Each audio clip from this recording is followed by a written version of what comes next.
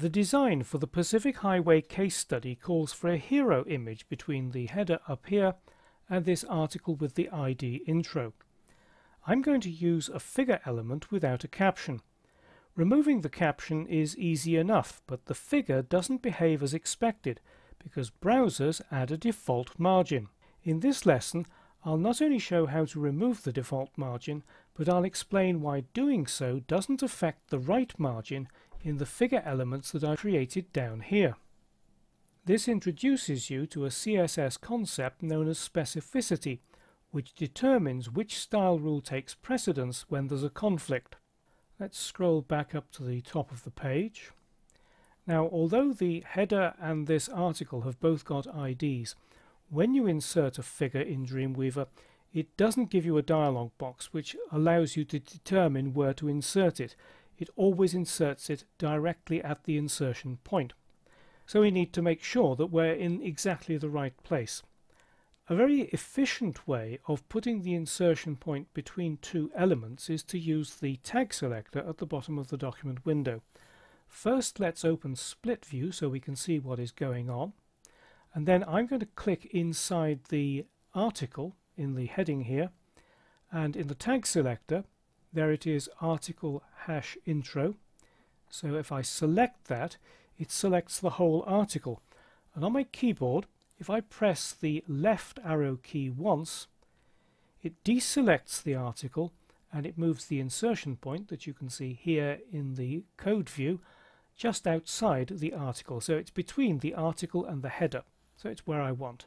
So I can go to the insert panel, select figure, and the figure and fig caption are inserted.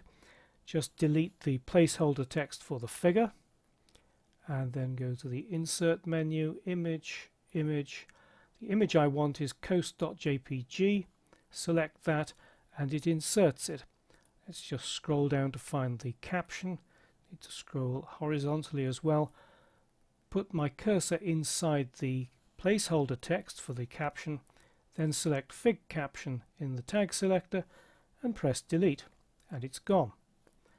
But because I've removed the caption, I need to add some alternate text.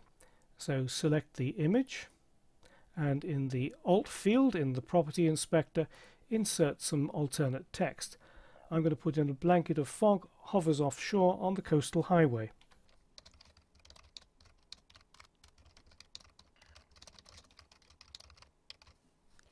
Now, as I was typing, you might have noticed that nothing was happening in this alt attribute in the image.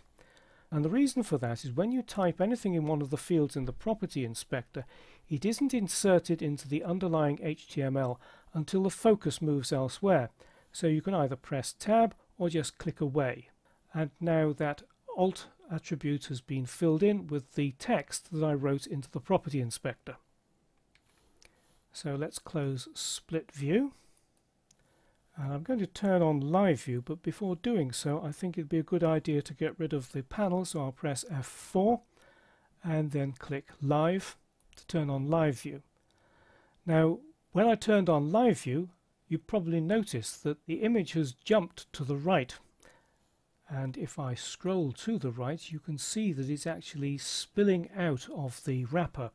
It's no longer aligned to the left edge of the wrapper here. That's because live view, like a browser, adds a default margin to a figure element. So let's bring back the panels with F4 and then just close the insert panel. And in CSS Designer I'll select highway.css, need to add a new selector. It'll be figure. And then in the layout section, margin, click the icon in the center to change all properties to the same value and set it to 0. And the figure has now jumped back into the correct position. But let's scroll down and see what has happened to the figure elements lower down. The 20 pixel margin on the right hand side has been preserved. Why? Well, the simple answer is that this style rule here, figure, affects all figures, so it removes the margins, it sets them to 0. But this style rule up here is a descendant selector that affects only figures inside an element with the class teaser. And the point about this is that a descendant selector takes precedence over a type or tag name selector. As a result, the 20 pixel right margin is preserved on figure elements, but only if they're inside an element with the class teaser. Understanding which style rules take precedence can be difficult to understand. I explain it in greater detail in the lesson on resolving conflicting styles in the Diving Deeper into CSS chapter.